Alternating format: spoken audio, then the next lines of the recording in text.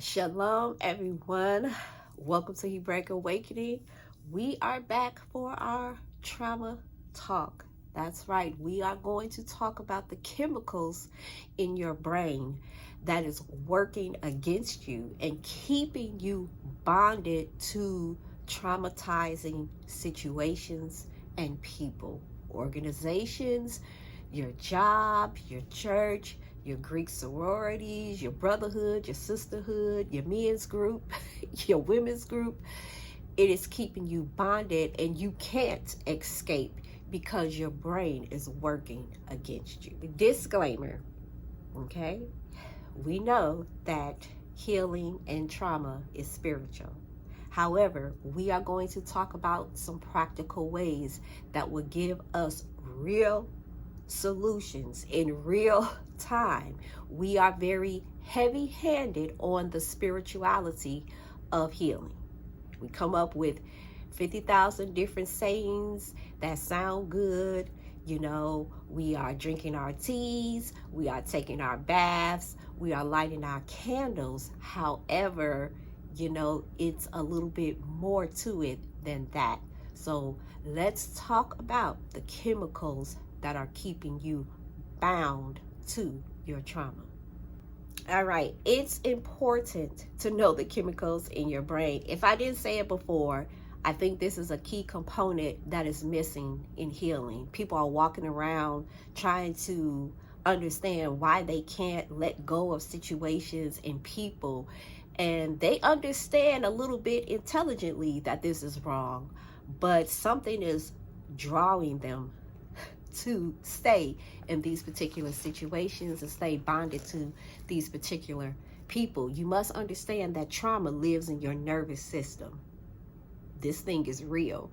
And because we're missing this key component, we get aggravated with ourselves and with people when they cannot walk away from situations. So let's talk about it. And I'm going to be looking down reading, okay? And I'm going to put some little pictures up to keep you to keep you engaged while I read. All right. So cortisol, right? This particular hormone is responsible for sending messages to different parts of your body. All right. The functions of cortisol: it prepares the body to deal with stress. It helps the brain to form memories. It's responsible for how you sleep and how you wake up. Okay. Chronic stress: this is when your fight or flight response gets activated often and stays for too long. So, your fight or flight response is for when you are perceiving danger. We need that. However, when you are under chronic stress from your job, from school, from your relationships, from being a part of any type of organization, church, assembly, synagogue, Greek sorority, whatever you want to name it, when you're under chronic stress, this particular hormone gets overactivated, all right? This will produce anxiety, depression, digestive issues, headaches, etc. I need for you to study cortisol. This is in your brain, all right? So you need to understand how this works so that you can understand how these spirits are controlling you with the hormones and chemicals in your brain. So most of us are overworked. We live in chronic stress, right? Because we live here in America where they promote being stressed out. That's the thing to do, to overwork and to be separated from your family and so forth. So that part of our brain that produces this hormone is always overstimulated. This particular hormone is to protect you. It's supposed to help you be calm. It's supposed to protect you from stress, but it's being overworked. And many of us in this so-called awakening, we are overstimulating ourselves with information and knowledge. Every time you get on Instagram, every time you get on TikTok, YouTube, Facebook, people are posting 8 times a day about something that's going on in America, some conspiracy theory, and you are taking in this information and you are overstimulating yourself And you are the one right now, today, that is pushing this hormone over the edge. Okay? So, sis, brother, right now, it's you. You need to step back from receiving so much information so that you won't be stressed out. You think that you're getting information that's going to give you another level of awakening, but all you're doing is reinforcing the trauma that is already living in your nervous system. So when you are in any situation, this is not just about relationships, okay? This is not men versus women. This is not what this is. This is everyday life.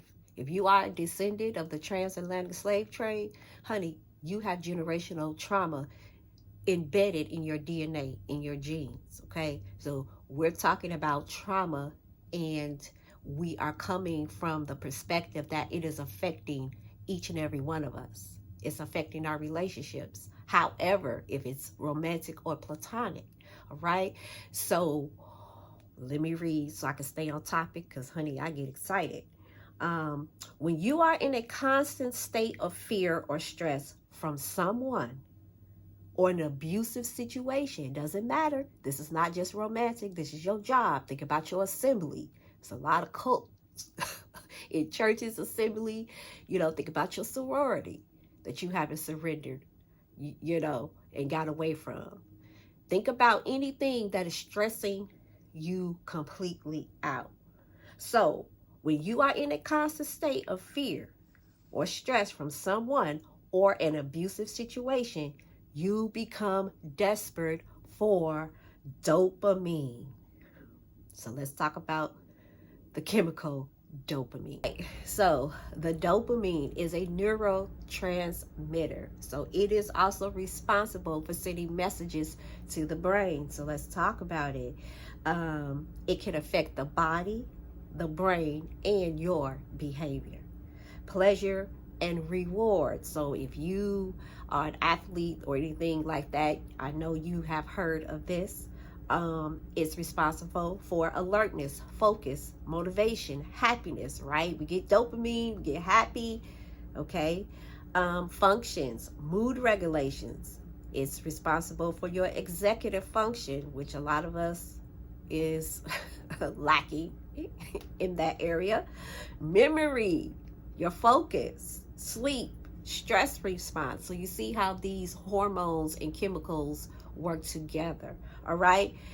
This dopamine is responsible for the reward or the apology from the one or the situation that is abusing you, right? So this is how you get bonded. When you are part of any type of relationship and they are talking about you, putting you down emotionally, but then they come back and compliment you, say I'm sorry, give you trinkets. This is not romantic, right? I want your brain to understand that this is not just romantic. This is at your job. Your supervisor talking hot trash about you, demeaning you, and then later on they may reward you or say something good about you. Then they go back to that, and you're staying there. You've been at that job 2, 3, 4, 5 years. Guess what's happening? You are being trauma bonded to your employer. Okay? That goes for your assembly, your synagogue, your church. You have a leader that is bashing you, telling you how wrong you are, right? Telling you you're not good enough, telling you you're not Christian enough, you're not Hebrew enough, you're not whatever. And then they turn it around and praising you when they think you have done something good.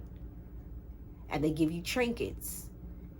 And then they go back to doing the same thing before, talking about you. Then they apologize, back and forth. You are being bonded, okay? And so your brain is working against you. So let's talk about some other chemicals in your brain that's keeping you bonded. So gaslighting, I know we've heard that term before.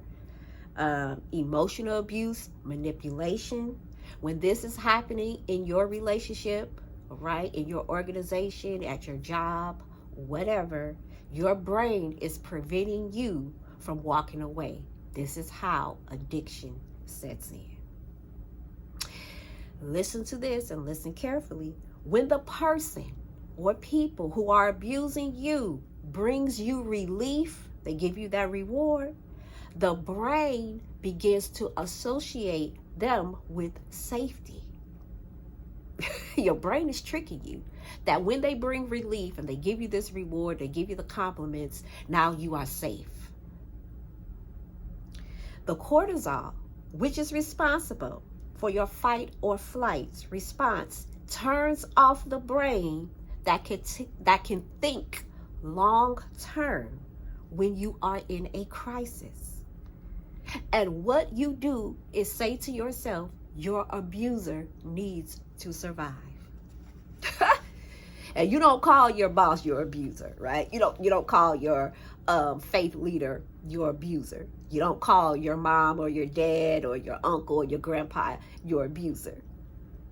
But when they are abusing you and then they give you a little love and then they abuse you, you say, oh, but I need to stick with them. Oh, I need to help them. They really love me. You are saying that they need to survive too, okay? That's how your brain is bonding you to them. And so you want to find safety and you want them to be safe too, even though they are abusing you. All right, let's run through some other chemicals really quickly because I know, some people's attention is, you checking out already. Oxytocin, the bonding love hormone. This is happening in this abusive situation. So there's a hormone. It's a love hormone that comes, all right? You need to stay bonded for survival. We are a tribal people. I know that we are living in Babylon and we have become introverts and extroverts and all of this kind of stuff, but we are really a tribal people. We live and thrive in packs. I mean, I hate, for us to sound like animals, but we are tribal people. We are clans people. We need each other to survive. But over here in America, right, it's the opposite. And it's really having an effect on our community, right? But this oxytocin hormone is keeping you bonded to your abuser because you need to survive and you want them to survive too. This bonding hormone is the same hormone that when a baby is bonding to their mother or father. That's the kind of bonding that you're doing with your abuser or abusive situation, organization, faith leader, co-worker, even friends. Oh my goodness, friends. This is what you're doing. You're bonding to them like a baby would bond to their mother. So this oxytocin, this love hormone, guess what? It packs a double punch in us women. So that's why you see us bond so much harder with people, things, places, whatever.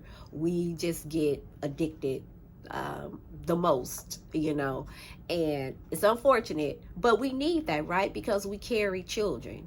We bond with our children. So, we can understand that. But on the negative side, when we are bonding, in toxic relationship, this is why you like, don't she see that this is a cult? Don't she see that he is an abuser? No, her brain is tricking her. Men, your brain is tricking you to be bonded to the wrong woman, to be bonded to your work that's driving you crazy. Okay. All right. Corticotropin. This is another hormone. This is responsible for the withdrawal process. So you try to leave your abusive situation, right? You try to leave your organization, your church, your job, and you realize that when you leave, you can't stop thinking about it. Did I make the right decision? I don't know if I should leave. You are having withdrawals. This is an addiction, right? The longer you stay in the toxic relationship, the more addicted you become. So what am I saying? It's just like being addicted to hardcore substances. Crack, cocaine, opiates, fentanyl, alcohol, whatever. You are an addict. And I know you don't think so, but this is just hardcore facts. And a lot of us are not really stating this. This is what is happening to each and every one of us that has ever been traumatized, and we couldn't get out the relationship, or we can't get out the relationship. This is what's happening to you. You are trying to leave, but you're having withdrawal symptoms, just like someone who is addicted to crack. So let's talk about opiates. We have that in our system as well. We all have heard of that, and the trauma that we experience, the pain that comes from trauma.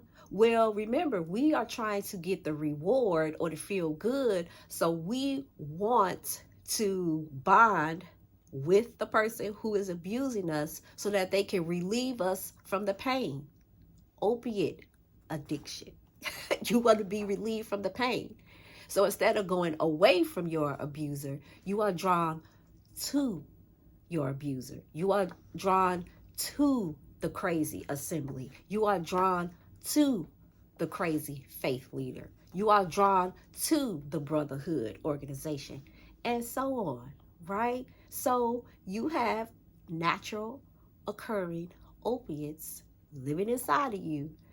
And when you are in a toxic relationship, the opiates want you to find relief, and you oftentimes try to find it in your abuser. So with all of these different chemicals and hormones being affected in your brain and your nervous system, there is a chemical storm going on, which is turning your brain against you. So I want you to sit with that for a minute, because that's a lot of information to try to take in. And now you understand that in your friendships, at your workplace, at your faith places, in your romantic relationships, this is what is happening, and you cannot get away from them.